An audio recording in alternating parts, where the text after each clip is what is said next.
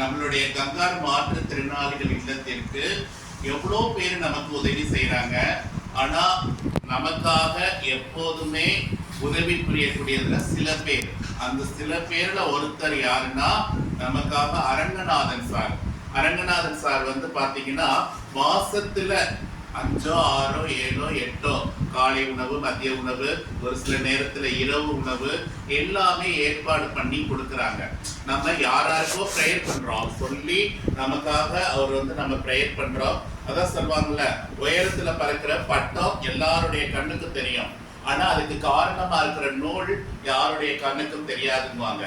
அது மாதிரிதான் இந்த உணவு வகைகளையும் சரி, நமக்காக மளிகை பொருட்களையும் சரி, உடுத்தக்கூடிய ஆடைகளாக இருக்கட்டும் சரி, நம்ம பயன்படுத்தக்கூடிய பாத்திரங்கள் எல்லாமே யார் கொடுத்ததுன்னா அரங்கநாதன் சார். அவர் வந்து நம்ம இல்லத்துக்கு ஒரு சமயத்துல 50 மூட்டை அரிசி எல்லாம் கொடுத்து நமக்காக பசிய, அதாவது அந்த கஷ்டப்படுற காலகட்டம், அந்த கொரோனா டயத்துல யாருமே உதவ முன்வராத அந்த காலகட்டத்துல நமக்காக ஒரு கடவுளா இருந்து நமக்கு உண்ணக்கூடிய உணவுப் பொருட்களா இருக்கட்டும், உடுத்தக்கூடிய அந்த ஆடைகளா இருக்கட்டும், நமக்கு மளிகை பொருட்கள் எல்லாமே வாங்கி கொடுத்த அந்த நல்ல உள்ளம் எப்போதுமே நல்லா இருக்கணும். அவங்களுடைய அவங்க தம்பி குடும்பம், அவங்களுடைய உற்றார் உறவினர்கள், அவருக்கு உதவி செய்யக்கூடிய நல்ல மனம் படைத்தவர்கள் எல்லாருமே நலமா இருக்கணும். எஸ்பெஷலி அரங்கநாதன் சார், அவருக்கு நம்ம இல்லத்தோட சார்பா மிகப்பெரிய நன்றியினை கைத்தட்டி தெரிவித்துக் கொள்கிறோம். நமக்கு இன்னும் எவ்வளவோ கஷ்டங்கள் இருக்கு, அதெல்லாம் கேட்டாலும் வாங்கி கொடுக்கக்கூடிய ஒரு நல்ல மனம் கொண்டவர்.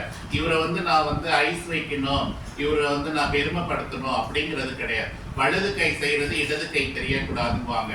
அதே மாதிரிதான் என்னைக்கு நமக்கு காப்பகத்துக்கு ஒரு முறை வந்து அறிமுகமானாரோ அன்றைய நாள்ல இருந்து இன்றைய நாள் வரைக்கும் நமக்கு, அதாவது தனக்கென இல்லாம நம்மள மாதிரி ஆதரவற்ற இருக்கக்கூடிய மக்களுக்கு உண்ணக்கூடிய உணவுகள் கொடுக்கிறது ஒரு மட்டற்ற மகிழ்ச்சியா இருக்கு. அவருடைய தொண்டு, அவருடைய கடவுள் பணி, அவருடைய ஆன்மீக பணி எல்லாமே சிறக்கணும். அவங்களுடைய எண்ணங்கள், முயற்சிகள் எல்லாம் வெற்றி அடையணும். இந்த நேரத்தில் அவர்கிட்ட நாங்க ஒண்ணு கேட்கக்கூடியது, உங்களுக்கு தெரிந்த நண்பர்கள் யாராவது, உறவினர்கள் யாராவது இருந்தாங்கன்னா எங்க இல்லத்துக்கு மக்களுக்கு ஒரு என்டர்டைன்மெண்டா ஒரு டிவி ஒண்ணு எங்களுக்கு வழங்குனீங்கன்னா மிக சந்தோஷப்படுவோம். டிவி இல்லாம எல்லாம் ஒரே இடத்துல நோல்னியா, டிப்ரெஷனா படுத்துக்கிட்டே எப்பவுமே தூங்கிக்கிட்டே இருக்காங்க. அவங்களுக்காக நீங்க யாருக்கிட்டையாவது ஒரு டிவி வாங்கி கொடுத்தீங்கன்னா எங்களுக்கு ரொம்ப மட்டற்ற மகிழ்ச்சியா இருக்கும். அதனை